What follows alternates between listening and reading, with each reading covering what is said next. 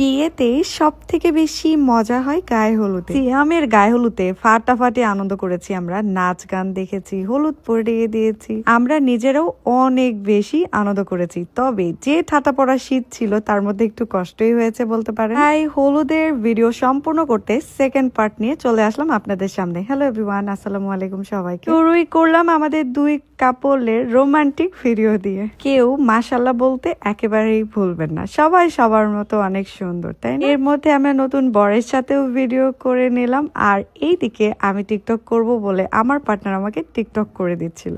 তবে যদি কেউ বিয়ে করেন এই ছাতা পড়া ঠান্ডার মধ্যে কইরেন না প্লিজ। একেই তো ঠিক মতো আনন্দ করতে পারছিলাম না, তার মধ্যে ছিল হাড় কাঁপা শীত। এই শীতের মধ্যে ফ্রেশ হয়ে ভাবলাম নিজের একটু যত্ন করা যাক, তাই emergency red gold whitening night cream use করব। এইটা ইমিডিয়েটলি আপনার ফেসকে ইনস্ট্যান্ট একটা গ্লো এনে দিবে। এন্ড এই নাইট ক্রিম অরিজিনাল থাইল্যান্ডের, আপনারা পেয়ে যাবেন কাকলি বিজনেস শপ পেজে। যাদের সামনে বিয়ে বা কোনো অনুষ্ঠানের দাওয়াত আছে তারা কিন্তু চাইলে এই নাইট ক্রিমটা ব্যবহার করতে পারেন। এটা মাত্র 7 দিনের মধ্যেই আপনার স্কিনকে একেবারেই ব্রাইট করতে সাহায্য করবে। তার সাথে আপনার স্কিনে যত ছোপ ছোপ কালো দাগ আছে সেগুলো দূর হয়ে যাবে। যেহেতু বিয়ে বাড়িতে এসেছি, নিজেকে তো একটু পরিপাটি করে রাখতেই হবে, তাই নিজের এক্সট্রা কেয়ারে এই নাইট ক্রিমটা আমি ব্যবহার করছি। যেহেতু সারাদিন মেকআপ করে থাকতে হয় এবং অনেক ধুলো বালি ফেসের উপর দিয়ে যায়, তাই রাতে ঘুমানোর আগে ফ্রেশ হয়ে নাইট ক্রিমটা দিয়ে ঘুমিয়ে গেলে পরের দিন মেকআপটা খুব ভালো বসে যায় এবং আমার স্কিনটাও অনেক সুন্দর থাকে। নাইট ক্রিম ব্যবহার করার সঠিক নিয়ম, আপনি রাতে ভালোভাবে মুখটাকে ফ্রেশ করে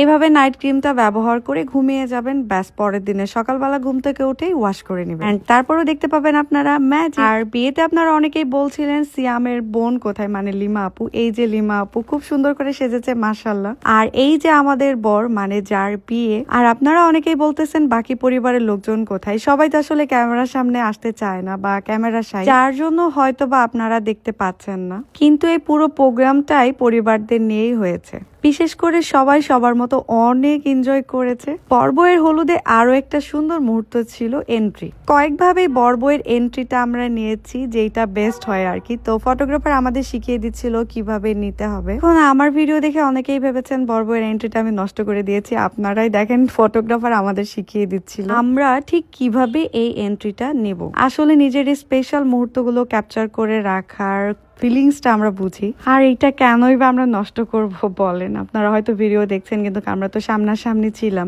কখনো চাইবই না আমার জন্য কারো স্পেশাল মুহূর্তটা নষ্ট হয়ে যাক। আমি এখানে বর বউকে বলছিলাম ঠিক কিভাবে আসলে সুন্দর হবে এন্ট্রিটা। তারপরে নিজেদের মতো করে আমরা অনেক সুন্দর সুন্দর মুহূর্ত কাটিয়েছি। এখন একটু অন্য টপিকে কথা বলতে খুব ইচ্ছে করছে, আর সেটা হলো ফেসবুকে গণহারে মনিটাইজেশন দিয়েছে। খুবই সস্তা করে দিয়েছে এই মনিটাইজেশনটা। মানে জীবনে কখনো কেউ যদি ভিডিও পিকচার নাও আপলোড করে, তাও ফেসবুক পেজে বা আইডিতে মনিটাইজেশন পেয়ে গেছে।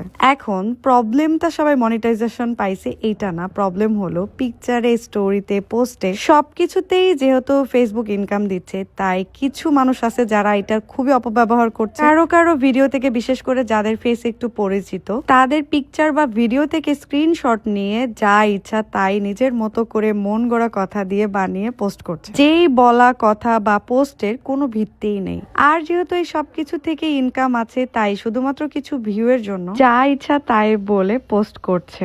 আসলে এসব করে কতই বা ইনকাম করা যায় সেটা আমার জানা নেই। তবে আমার কাছে মনে হয় সবার কাছে পরিচিতি চাইলে বা ইনকাম করতে চাইলে নিজের যোগ্যতায় করা ভালো। কাউকে নিয়ে পড়ে থেকে গসিপ করে পোস্ট করে ওই ইনকামের আসলে শান্তি আছে বলে আমি মনে করি না। যদিও বা আমার এসব কথা বলাতে কারো কোনো যায় আসে না, যারা বলবে তারা এমনিতেও বলবে। ভেবেছিলাম কিছু বলে সবাইকে সবটা ক্লিয়ার করব, যেহেতু কোনো কথাই মিথ্যা বলিনি বা কাউকে কোনো ব্লেমও দিইনি। শুধু কিছু মানুষের এই ব্লেম দেওয়াতে বা অপবাদ দেওয়াতে, গালাগালি করাতে আমরা কিছু জবাব দিয়েছি। তাতেই হয়তো বা আপনারা অনেকেই ভুল বুঝেছেন বা মেনে নিতে পারেন না। তবে কার কাছে কি প্রুফ দিতে যাব, কার কাছে কি প্রমাণ করতে যাব, সেই ইচ্ছাটাই আমার আর নাই। কারণ যারা আমাকে পছন্দ করে না তাদের কি জোর করে আমি পছন্দ করাতে পারবো বলে? তাদেরকে তো আমি চিনিই না, কখনো দেখিনি, তাদের সাথে কখনো খারাপ আচরণও করিনি, বা তারা আমার কেউই লাগে না। যদি আমার ভালোবাসার মানুষ হতো তাহলে আমাকে অবশ্যই বিশ্বাস করতো, এত আঘাত দিয়ে কথাও বলতো না। তো যাদের কাছে আমার সম্মানের বা আমার ভালো থাকার কোনো মূল্য নেই, তাদের কাছে আমি কি বা প্রমাণ করতে যাব? তাই একেবারেই চুপচাপ হয়ে থাকতে চাই। তবে হ্যাঁ, যদি আমার আত্মসম্মান নিয়ে অনেক বেশি আঘাত লাগে তাহলে অনেক কিছুই বলতে পারি। মুখের ওপর উচিত জবাব দিতে কাউকেই ছাড় দেব না। সো যাই হোক, সবাই ভালো থাকবেন, সুস্থ থাকবেন। আল্লাহ হাফেজ, দেখা হচ্ছে বিয়ের ভিডিওতে।